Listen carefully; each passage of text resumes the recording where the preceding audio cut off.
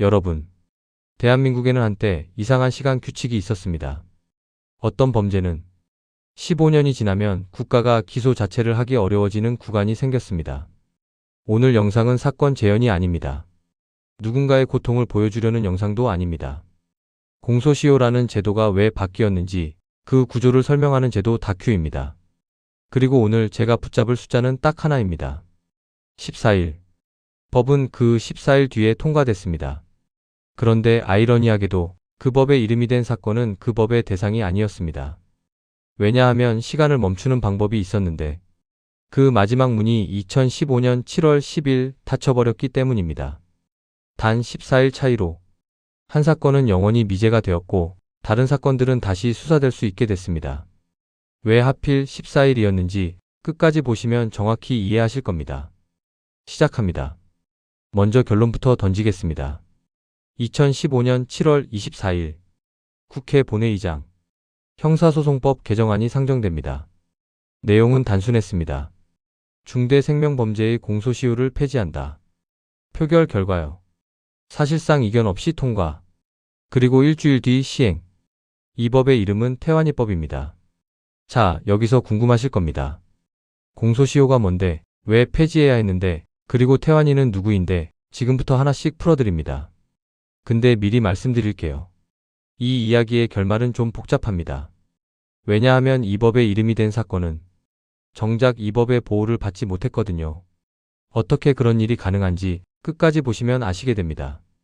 1999년 5월 대구광역시 동구의 한 주택가 평범한 골목에서 사건이 발생합니다. 한 어린아이가 범죄 피해를 입고 끝내 세상을 떠났습니다. 경찰은 즉시 수사에 착수합니다. 몽타주 배포, 탐문 수사, 피의자 추적. 그런데 문제가 있었습니다. 이 사건 동기가 없었습니다. 피해자와 피의자 사이에 아무런 접점이 없었어요. 수사는 벽에 부딪힙니다. 단서가 없으니 방향을 잡을 수가 없었습니다.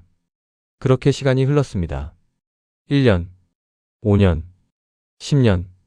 피의자는 여전히 특정되지 않았습니다. 가족은 시간이 지나면 밝혀질 거라고 믿었지만 제도는 그 반대로 흘렀습니다. 그런데 이 사건은 왜 법이 바뀌었는데도 대상이 될 수 없었을까요? 힌트는 불소급입니다. 여기서 20초만 집중해 주세요. 이 제도는 수사보다 먼저 재판을 막았습니다. 왜 시간이 지나면 수사가 어려워질까요? 단순합니다. 첫째, 증거가 사라집니다. 현장은 오염되고 물증은 훼손되고 CCTV는 덮어쓰기 됩니다. 둘째, 기억이 흐려집니다.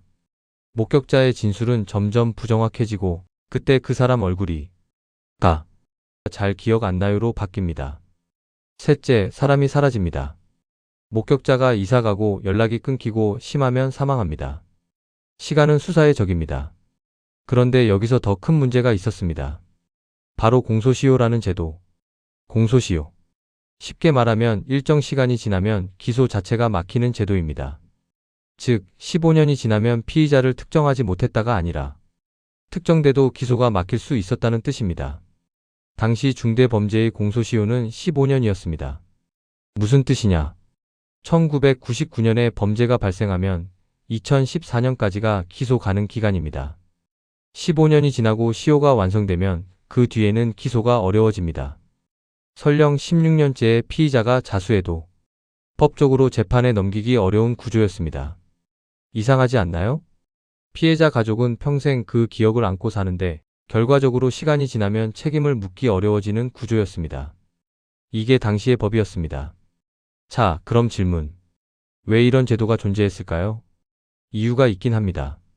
하나, 시간이 지나면 증거가 불완전해져서 억울한 사람이 생길 수 있다. 둘, 오랫동안 평온하게 살아온 사람을 갑자기 처벌하면 법적 안정성이 흔들린다. 셋, 수사 자원은 한정되어 있으니 오래된 사건보다 새 사건에 집중해야 한다. 논리적으로는 일리가 있는 말입니다. 하지만요. 피해자 가족에게 15년 지났으니 이제 됐습니다 라고 할 수 있을까요? 쉽지 않죠. 여기서부터가 진짜입니다. 시간을 멈추는 버튼이 있었거든요. 태완군의 가족은 포기하지 않았습니다. 사건 이후에도 계속 싸웠습니다. 경찰에 재수사를 요청하고 검찰에 불기소 처분에 재정 신청을 내고 기각되면 다시 항고하고 또 기각되면 재항고. 왜 이렇게까지 했을까요?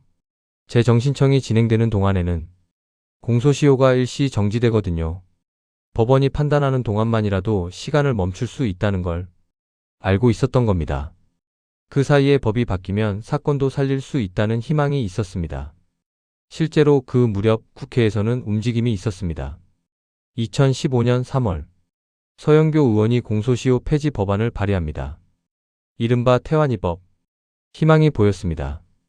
법이 통과되기 전까지만 시효를 멈춰두면 된다.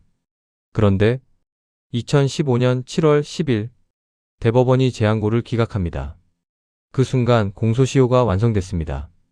태완이 사건은 영구 미제로 확정됐습니다. 법이 통과된 건 그로부터 14일 뒤였습니다. 7월 24일 국회 통과, 7월 31일 시행, 14일. 그 14일 차이로 이 법에 이름이 된 사건은 정작 이 법의 보호를 받지 못했습니다. 법률 불소급의 원칙. 법은 과거로 거슬러 올라가 적용될 수 없다는 헌법적 원칙. 그래서 이미 시효가 끝난 태완이 사건에는 적용이 안 됩니다. 유족은 여러 인터뷰에서 이런 취지로 말했습니다. 끝내 진실에 닿지 못했다. 자, 정리하겠습니다. 태완이법. 정확히는 형사소송법 제253조 2. 핵심은 딱 하나입니다. 사람을 살해한 범죄로서 사형에 해당하는 범죄에 대하여는 공소시효를 적용하지 아니한다. 번역하면요. 이제 시간으로 책임을 피하기 어려워졌습니다. 10년이 지나도 20년이 지나도 50년이 지나도 피의자가 특정되면 기소가 가능합니다. 그리고 중요한 거 하나 더. 이 법은 소급 적용됩니다. 단 조건이 있어요. 2015년 7월 31일 시행 시점에 아직 공소시효가 남아있던 사건부터 적용됩니다.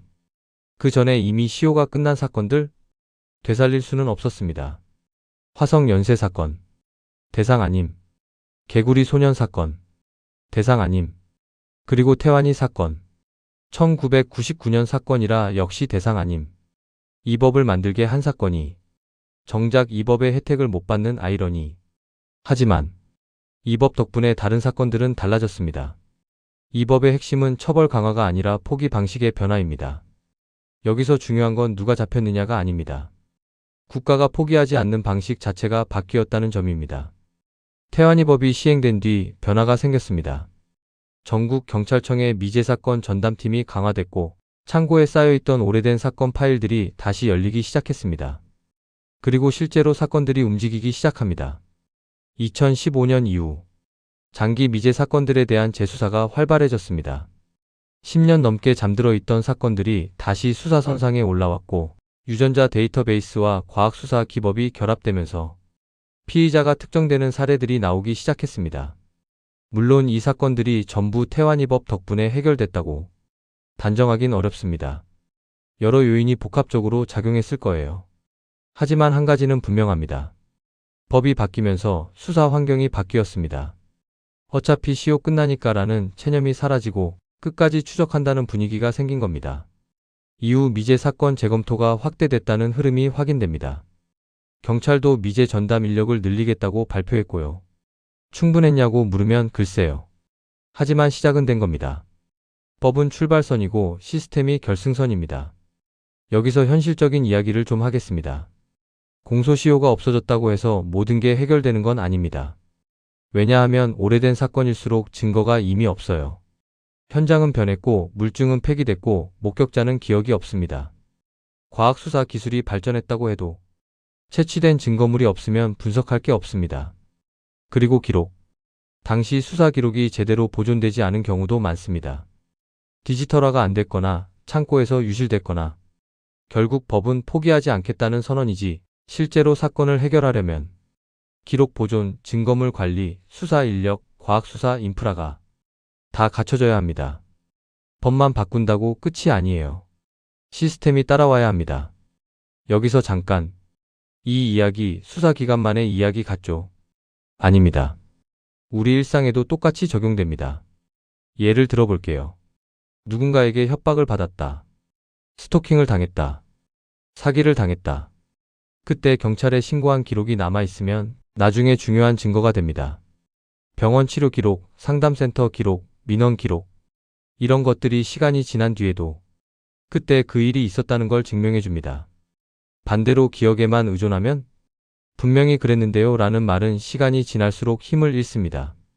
기억은 왜곡되고 증인은 사라지고 결국 증거 불충분이 됩니다. 그래서 말씀드리고 싶은 게 있어요. 기록하세요. 날짜, 시간, 상황, 누가 뭐라고 했는지 사진이든 메모든 녹음이든 귀찮아도 남겨두세요. 기억은 흐려지지만 기록은 남습니다. 이게 태완이 법이 우리에게 주는 또 하나의 교훈입니다. 마지막으로 질문 하나 던지겠습니다. 공소시효는 누구를 위해 존재했을까요? 피해자를 위한 거였을까요? 아니죠. 피해자 가족에게 15년은 끝이 아니라 시작도 안 된 겁니다. 그럼 피의자를 위한 거였나요? 글쎄요. 결과적으로 그렇게 보일 수도 있죠. 시간이 지나면 책임을 묻기 어려워지니까. 사실 공소시효는 사회 시스템을 위한 제도였습니다. 증거 부족으로 억울한 피해자가 생기는 걸 막고 수사 자원을 효율적으로 쓰고 법적 안정성을 유지하기 위해서. 논리적으로는 맞는 말입니다. 하지만 사람의 생명이 걸린 범죄 앞에서도 그 논리가 통해야 할까요? 결국 사회는 결정했습니다. 적어도 생명을 빼앗은 범죄 앞에서는 시간이 면죄부가 되어선 안 된다. 그게 태완이 법입니다. 물론 아직 논의는 계속됩니다. 어디까지 확대해야 하는지는 여전히 과제로 남아 있습니다. 완벽한 답은 아직 없습니다. 하지만 방향은 정해졌습니다. 강력 범죄 앞에서 시간이 피의자 편이 되어선 안 된다. 이게 우리 사회가 정한 기준입니다. 태완이 법은 피의자를 잡는 법이 아니었습니다. 우리가 포기하지 않게 하는 법이었습니다. 아이러니하게도 이 법의 이름이 된 사건은 이 법의 보호를 받지 못했습니다. 14일. 그 14일 차이로. 하지만 그 이름 덕분에 다른 사건들이 다시 수사됐고 피의자가 특정됐고 유족들이 조금이나마 답을 얻을 수 있었습니다. 한 사건의 아픔이 수많은 사건의 가능성이 된 겁니다. 여러분께 질문드립니다. A 생명 범죄는 공소시효가 없는 게 맞다. B 일정 기간 제한도 필요하다. 증거 문제, 오판 가능성. 여러분은 어디에 가까우신가요? 댓글로 A 또는 B, 그리고 이유 한 줄만 적어주세요. A 또는 B만 적어도 괜찮습니다. 이유는 한 줄이면 충분합니다. 댓글에서 가장 많은 쪽 A, B 기준으로 다음 편은 그 반대 논리까지 같이 검증해 보겠습니다. 오늘 영상은 여기까지입니다. 끝까지 봐주셔서 감사합니다.